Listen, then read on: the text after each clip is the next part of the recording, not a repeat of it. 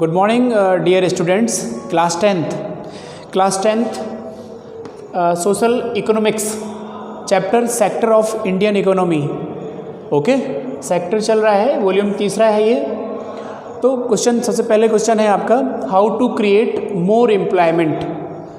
तो एग्जाम्पल दिए हैं, उसमें 2-3 एग्जाम्पल दिए हैं। You can take the example of Lakshmi a farmer.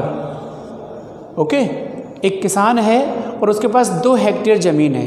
She has 2 hectare of land but non irrigated. There are 2 type of the lands, irrigated, non irrigated. दोनों पे खेती होती है ना। नेट सोन दोनों पे होता है, लेकिन डिफरेंस किस पे आता है? प्रोडक्शन पे डिफरेंस आता है।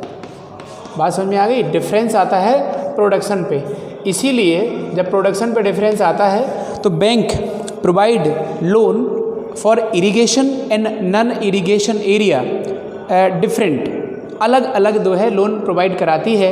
इरिगेटेड को वह उसका क्राइटेरिया थोड़ा बढ़ता है, और नन इरिगेटिंग पे जहाँ पे सिंचित ज़मीन नहीं है वहाँ पे जो की क्राइटेरिया है बैंक का पैसे देने का, मतलब amount of the money provided by the bank according to irrigation और नन इरिगेशन। इसके पेपर्स तैयार होते हैं, तो इरिगेशन पे ज़्यादा पैसा वो दे देता है। तो कह रहा bank provide loan irrigation and other things. Irrigation के साथ साथ कहना चाहिए सिंचाई के साधन, fertiliser, insecticide, pesticide and other things also like tractor, thresher, cultivator and many of the things include in the agriculture sector.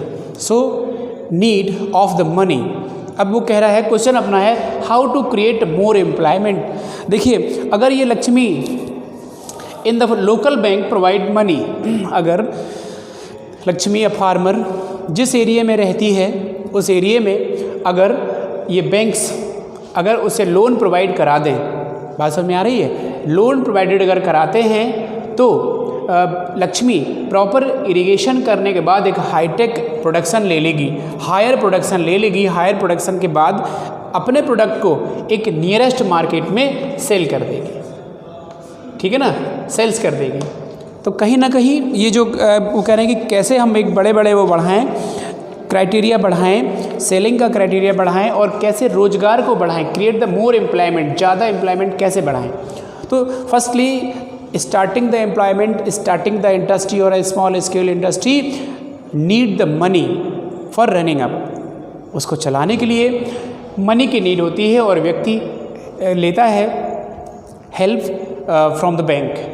देखिए, इफ़ लोकल बैंक की बात, some farmer want to grow pulses crop. You know that about the rate of pulses in the market higher होते हैं।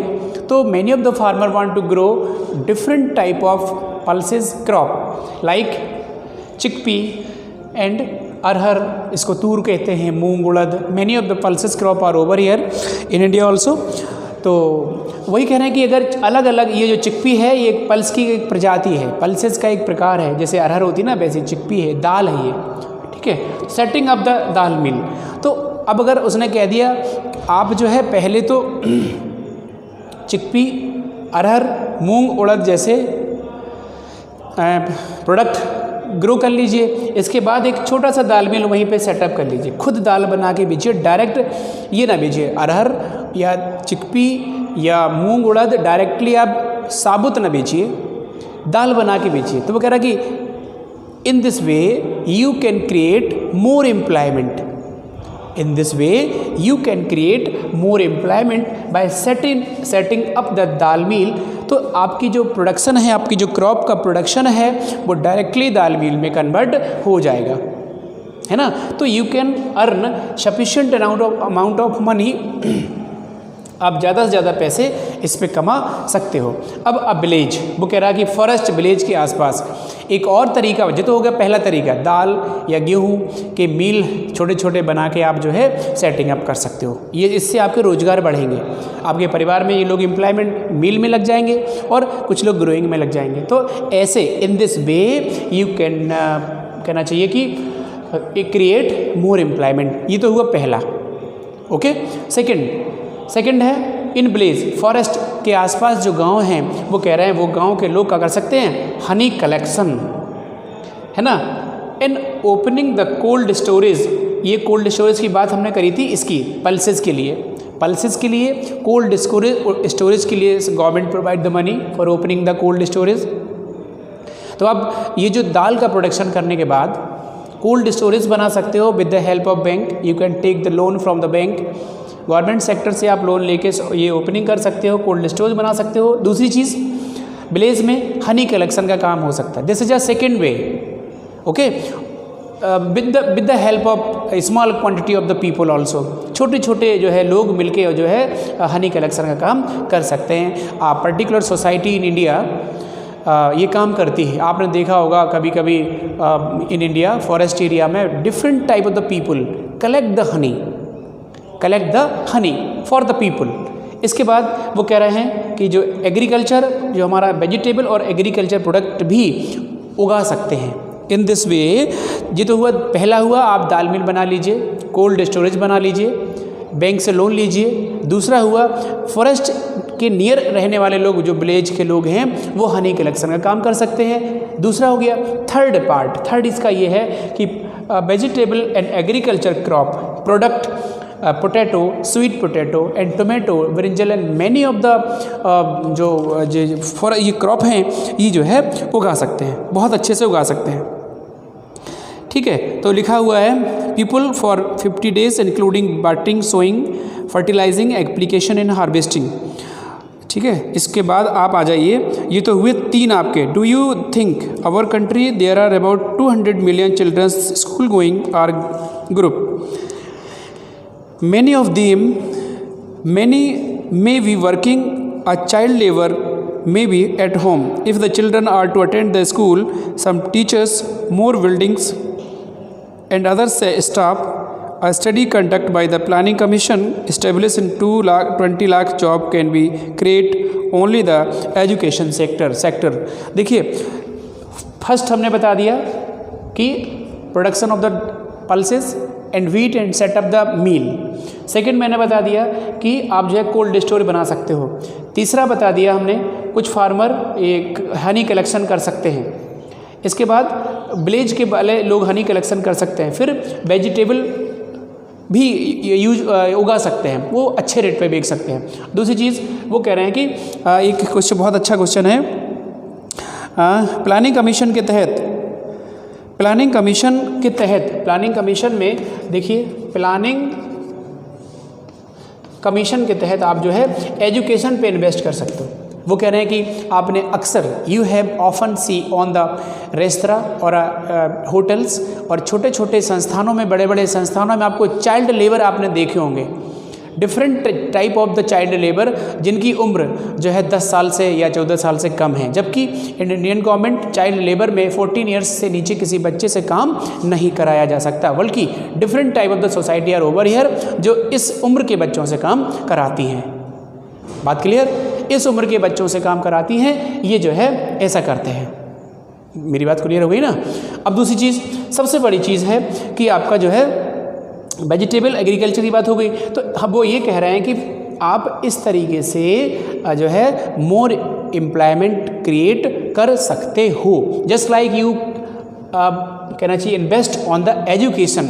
तो वो कह रहे हैं कि अगर ये चाइल्ड लेबर की संख्या घट जाएगी, और जो प्लानिंग कमीशन के तहत study conduct by the planning commission estimate that about 20 lakhs job can be create only the education sector. तो 20 लाख, ठीक है, 20 लाख जो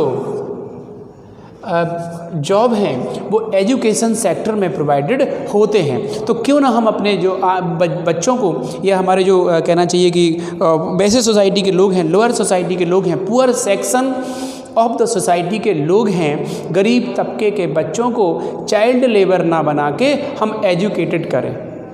कुछ बिल्डिंग्स ऐसी हैं, कुछ टीचर्स एसोसिएशन बना लिए जाएं जो बच्चों को शिक्षा दें, ताकि हम we can create more employment by this. हम इस तरीके से मोर एम्प्लॉयमेंट क्रिएट कर सकते हैं। इसके बाद every region state has potential for increasing the employment in income for the people that area.